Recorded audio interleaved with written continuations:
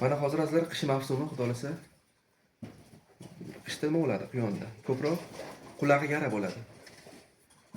Ko'pchilik bilmaydi, qanaqadir ikonlar qiladi quyonga. Ikonlar ta'sir qilsa qiladi yoki qilmaydi ta'sir. Vaqtini sarflaydi ikonga, puliga ketadi. Eng oson yo'li, tabiiy yo'li oq yog', oddiy oq yog', ishlab chiqqan yog'mi yoki paxta yog'mi, simcha yog'mi, daxli yo'q. Sipirishda ozgina tortib, qulog'iga quyib bersalar tamom. Xullas tuzaladi bo'lasa. 2 marta qilsa ham bo'ladi. 3 kunda paftor. Bir kun birinchi kun qilasizlar. 2 kundan keyin, 3 kundan keyin bir paftor qilib besizlar, quloq top-toza bo'lib to'kilib tushib ketadi yerga. Xudo xolasa. Yuqumlimi deyshadi. Yuqumlik, qo'rqinchlikmi deyshadi. Qo'rqinchlik emas, xavfli emas.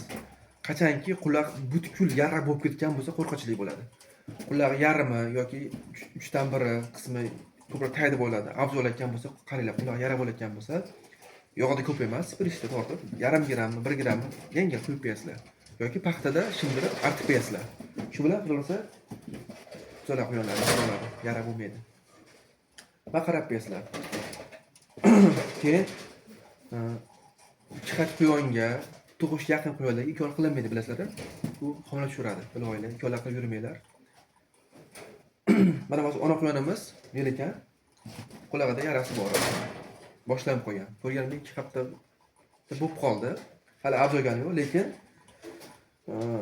yog' oqizganim yo'q. Tayda turibdi, boshlangan, yara bor. Sababi nimaga qilmadim desang, bola boqyapti-da hozir. Hozir qulog'iga oqizadan bo'lsam, g'ash keladi quyonda, g'ash kelib, pitillaydi, stressga tushadi quyon.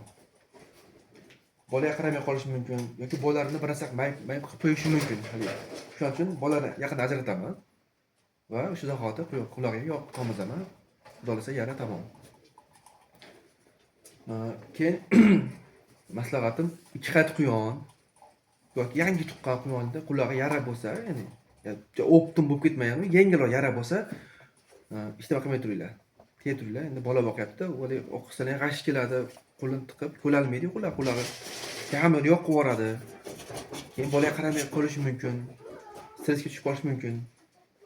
Tushunmaydi u. Shuning uchun metka qilib qo'yinglar. Bolani ajratgandan keyin erkakka qo'shib olib, обязательно qulog'iga yog' oqizib, qulog'ini tozalab, keyin erkakka qo'shaverasizlar. Ziyon tomonlari sirazi bo'lib ketmaydi.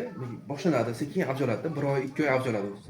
Misol uchun quloq yara bo'lgandan keyin sirazi quloq enlab turib, quyonni o'ldirmaydi. Ziyoni shu, sekin o'ldiradi, qon shimadi.